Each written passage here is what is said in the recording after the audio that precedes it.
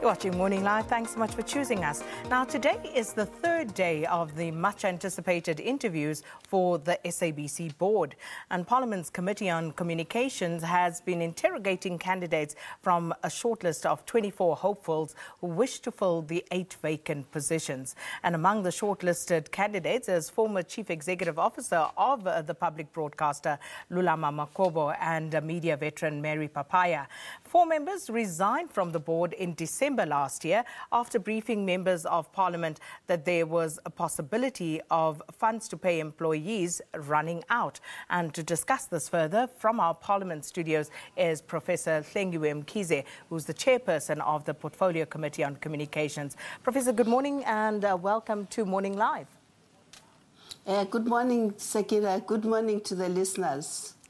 Professor, if we can perhaps just start with that letter that was written to the committee by COSATU, who were basically threatening to halt the proceedings because they felt that the shortlist did not contain a Labour representative. So if you can just give us a sense of where that is at and how exactly the Portfolio Committee is dealing with this. Well, as you know, we started with the interviews on Monday, and on Tuesday, I'm sorry. I received a letter when entered the interview room. So we referred it to our legal department here in Parliament.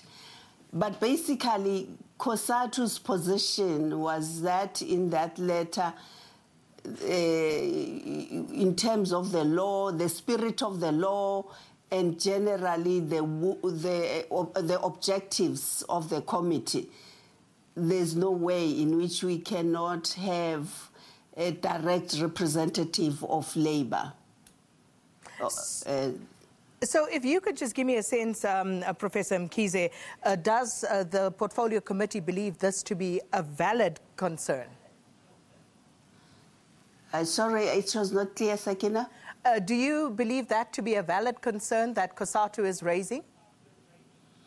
Well, in our discussion as a committee, we reflected on when we advertised and how we extended the period so as to ensure that as many critical stakeholders as possible they respond.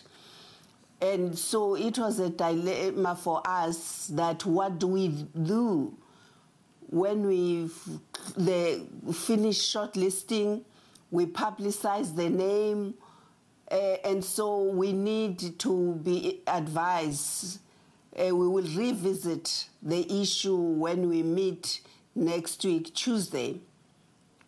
But I suppose amongst the people we shortlisted, there should be people who will appeal to the Labour Union.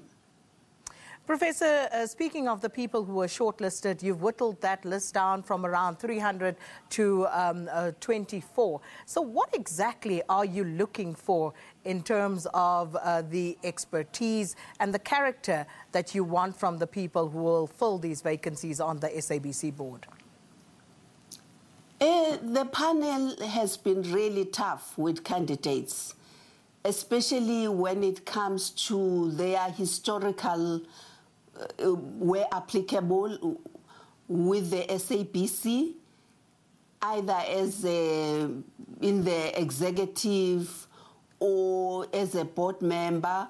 They were looking at things that went wrong and wanted people to talk about their individual responsibilities and positions they took.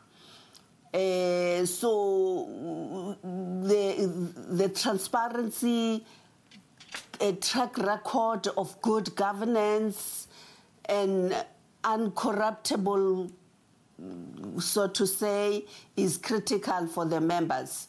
And generally good leadership. But also there are critical skills in terms of either education or work experience in the space of broadcasting, telecoms, or media in general. So, and of course, the chartered accountants or any financial background and business acumen. And we have seen, of course, over the years, you know, the SABC boards changing severally. In December, we saw the resignation of 4 more board members, and they described the situation as quite dire, because one of the reasons they stated for their resignation was that they were concerned about the SABC running out of funds, and that by March, and we are now in March, the organization would possibly struggle to pay salaries, let alone all the other operational issues. So what is the Portfolio Committee's sense on this particular matter, given that the required guarantee has still not been received by the SABC? Well, the Portfolio Committee, as far back as October, November, when we interacted with the chairperson of the board and a few executives accompanying him, we were clear that we fully support their request, but we demanded that they come up with a business model costed to a point, so that the Minister of Communication can start a process on the government side. And we wasted a few weeks as we didn't get the document which we thought will pass a test. And so we're still fully behind that. And the Minister have assured us that there is a technical team assisting the executives at SABC, so that whatever they put before the Minister of Finance, it's going to stand a test of time or meet the requirements. So the SABC... But we accept the agency nature of the matter. The SABC was expected to implement some cost-cutting measures, Professor Mkhize, and the organisation stated that these might not be sufficient. We still need the money, we still need the guarantee, but it would seem as though the issue of retrenchments has then become a focal point in, you know, almost what seems like a standoff between some sectors of society, of government, of the labour fraternity and the SABC. As the Portfolio Committee that has oversight over the SABC, what is your take on the issue of retrenchments? Well, again, when it comes to a question of retrenchment, we insisted that they present the audit, the skills audit document.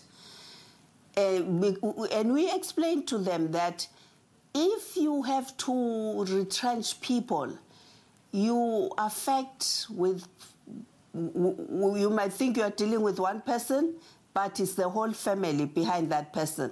So important to be objective and fair. We still have to receive that, because we thought retrenchments must be informed by the need, and maybe if there are too many in any particular unit, then you might say, let's look at what to do with the rest of the people. Otherwise, if it's thumbs-up, it becomes difficult to create a buy-in within the organization, especially amongst organized labor and so on, so that it's not seen as a witch hunt.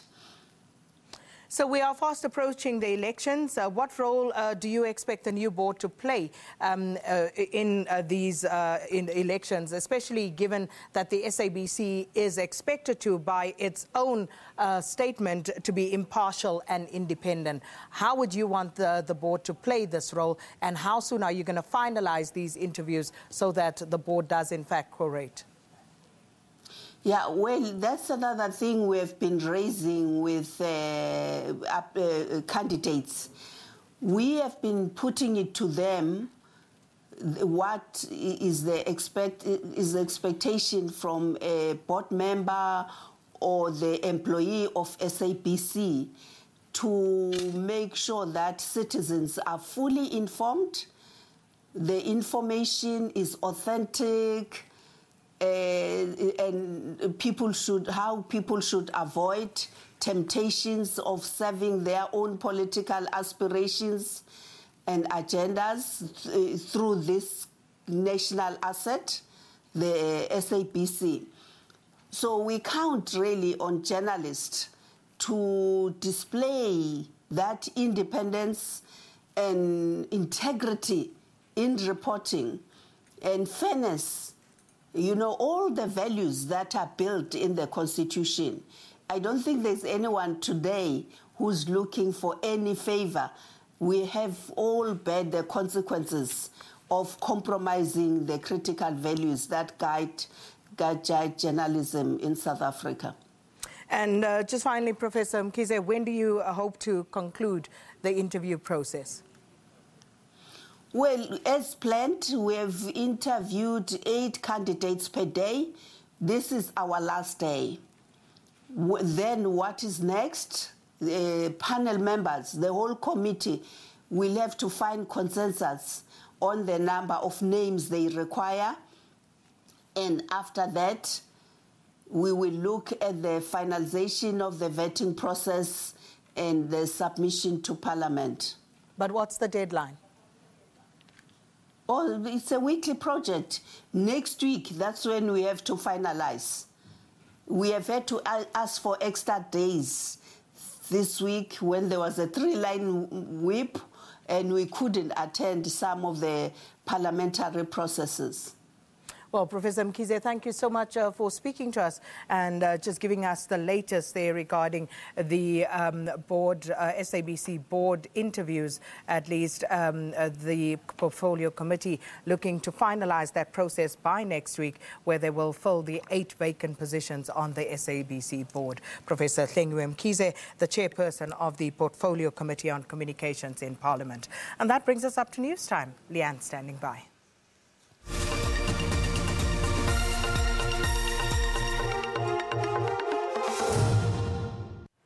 Thanks very much.